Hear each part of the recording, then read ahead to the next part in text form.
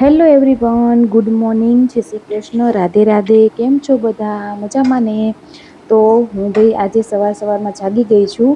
તો આપણે weight loss જર્નીની અંદર હોઈએ ને ત્યારે છે ને એક નિયમ બનાવવો જોઈએ કે સવારમાં જેમ બને એમ વહેલું ઉઠવું જોઈએ. કેમ કે જે વર્ક આપણે બ્રહ્મ મુહૂર્તની અંદર સારું એવું થાય છે ને એ વર્ક આપણને ક્યાંય જોવા નથી મળતું અને એના લાભ પણ બહુ બધા હોય છે. તો હું ટ્રાય કરું છું કે સવારની અંદર વહેલી ઉઠું જ્યારે હું વેટ લોસ જર્ની અંદર કરતી હોય ને, કેમ કે વહેલા ઉઠીએ ને એટલે આપણા કામ પણ બધા એકદમ ઇઝીલી અને આરામથી પતી જાય છે ટાઈમસર. જેથી આપણને એવું નથી રહેતું કે આ મારી પાસે ટાઈમ નથી તો હું આને સ્કીપ કરી દઉં કે હું આ ના કરું. બરાબર, જો તમે વહેલા ઉઠશો ને તો એનો એક ફાયદો છે કે તમે બધું ટાઈમસર કરી લેશો. અને બ્રહ્મ મુહૂર્તની અંદર કહેવાય છે ને કે ઘણા લોકો પાસે સાંભળેલું હોય છે કે બ્રહ્મ મુહૂર્તની અંદર યુનિવર્સ પાસે તમે કંઈ પણ માગો ને તો એ તમને આપે છે. તો હું એ ટોપિક ઉપર તમને અલગથી એક વિડીયો બતાવીશ કે કઈ રીતના તમારે કહેવાનું છે ને જેથી તમારું બોડી પણ ફિટ રહે, તમને બધા તમે જેમ ધારો ને તમે એ પણ તમારું થાય. એટલા માટે તો હું અહીંયા સવારમાં 4 વાગે ઉઠી છું, તમે મારો ટાઈમ જોઈ શકો છો. અને ઉઠીને સરસ એવું મેં છે ને યુનિવર્સને પ્રાર્થના કરી દીધી કે મને હેલ્ધી રાખે, હેપી રાખે. હું બહુ ખુશ છું. એવા થોડાક વાક્યો છે જે હું તમારી સાથે એક અલગથી વિડીયો શેર કરીશ. જો તમારે જોઈતા હોય ને તો મને કોમેન્ટ કરજો કે અમને એ વિશે જણાવો.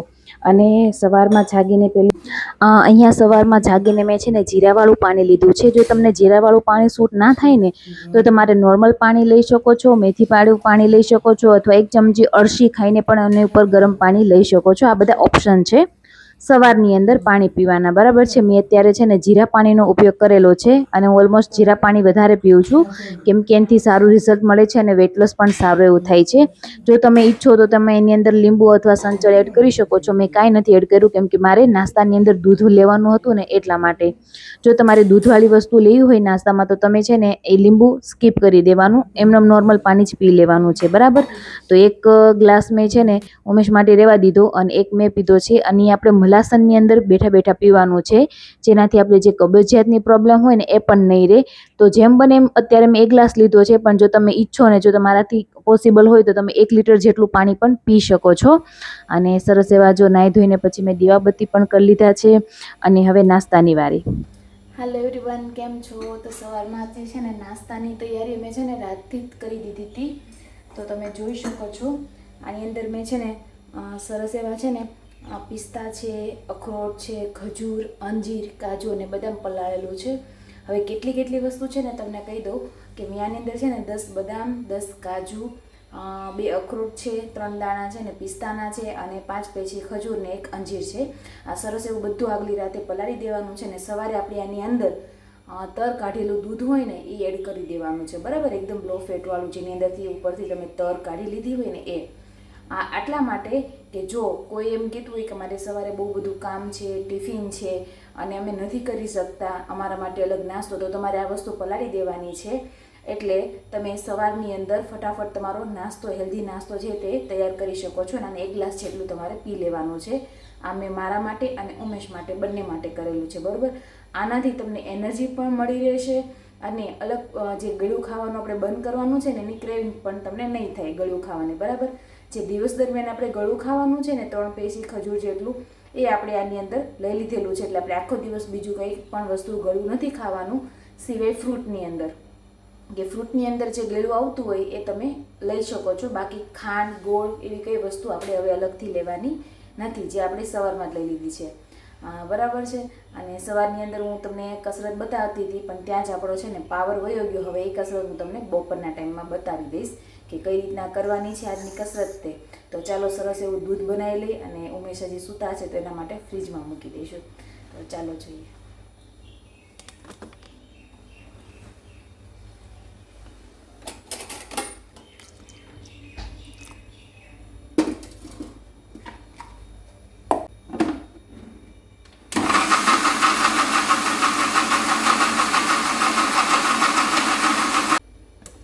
ઉમેશનું છે તો આપણે આ ઉમેશનું છે ને દૂધ મૂકી દઈએ અને આપણા માટે છે ને આની અંદર લઈ લઈશું.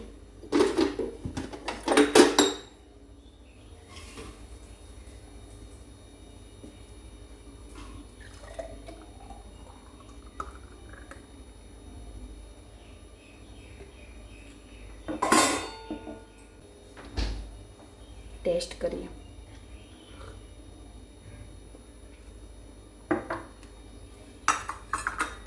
બહુ મસ્ત થયું છે ને મસ્ત ચાવીને એટલે જેટલું જે અંદર કણ રહી ગયું ચાવીને સરસ એવું ધીમે ધીમે નીચે બેસીને પી લેવાનું છે. બરાબર, સવારનો નાસ્તો આ છે. હેલો એવરીવન, તો અત્યારે બપોરના છે ને 12:30 જેવું થઈ ગયું છે. માધવને મૂકીને હું સ્કૂલેથી આવી ગઈ છું અને મેં અત્યારે એવું વિચાર્યું, જ્યારે મેં સવારે કસરત કરવાનું વિચાર્યું ને ત્યારે એકદમ છે ને લાઇટ વહી ગઈ હતી, જે બહુ મોડેથી આવી હતી એટલે શૂટિંગ નહોતું થયું ને થોડું કામ પડે સવારમાં હોય તે લેડીઝને એટલે ન થાય.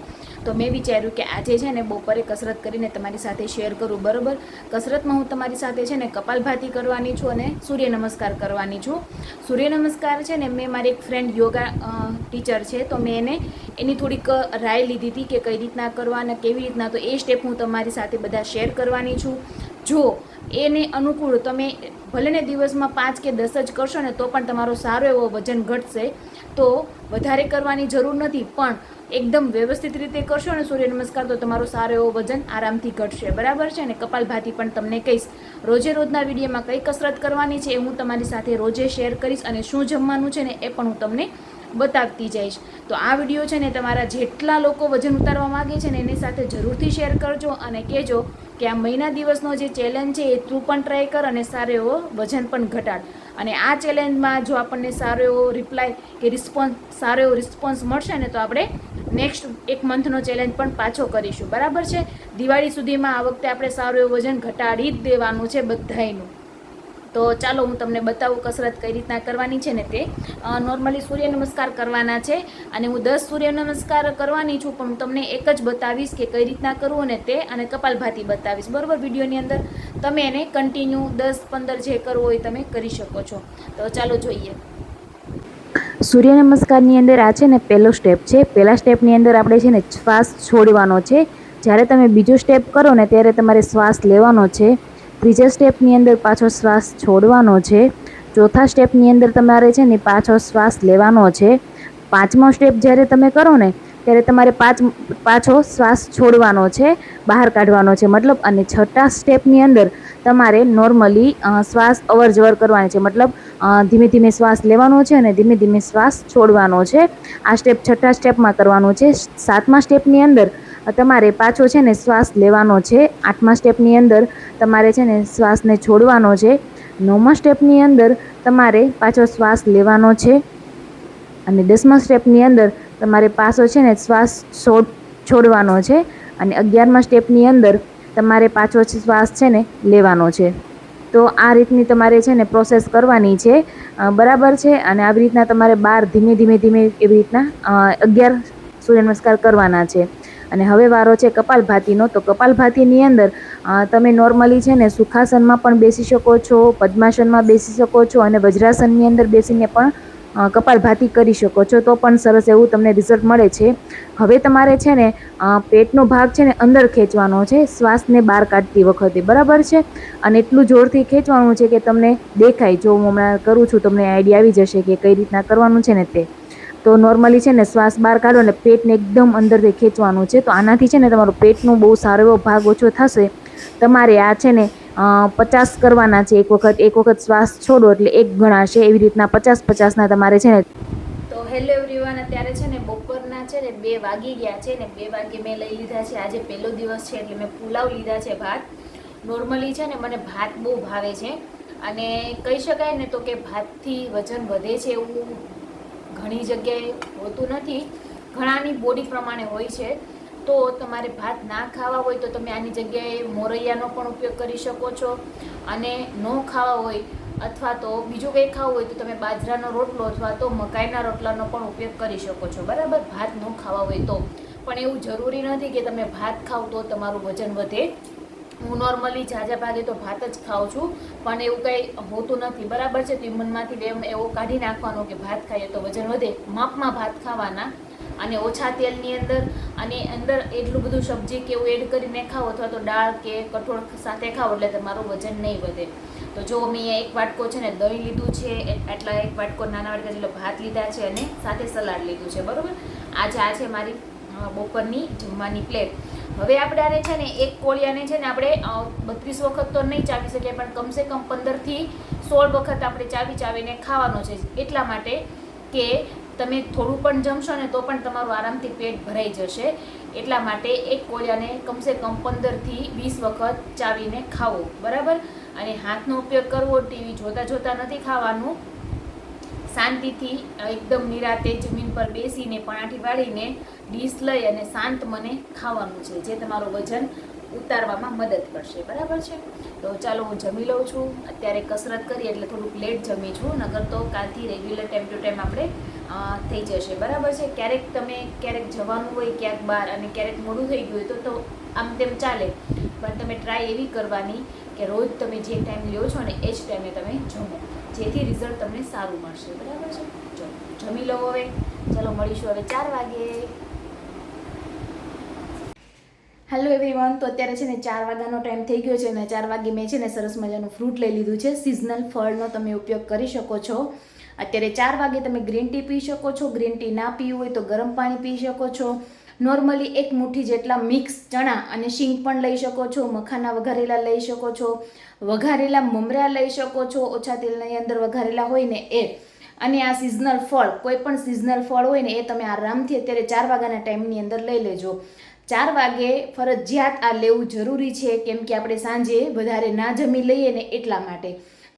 તો હેલો એવરીવન. અત્યારે સાંજના છે ને 7:30 વાગી ગયા છે અને 7:30 વાગે આજે મેં છે ને સાંજના જમવામાં ચણા અને વટાણાનો રગડો સરસ એવો બનાવેલો છે. એની અંદર તમે છે ને બધું શાકભાજી કટિંગ કરીને એડ કરીને નાખી શકો છો.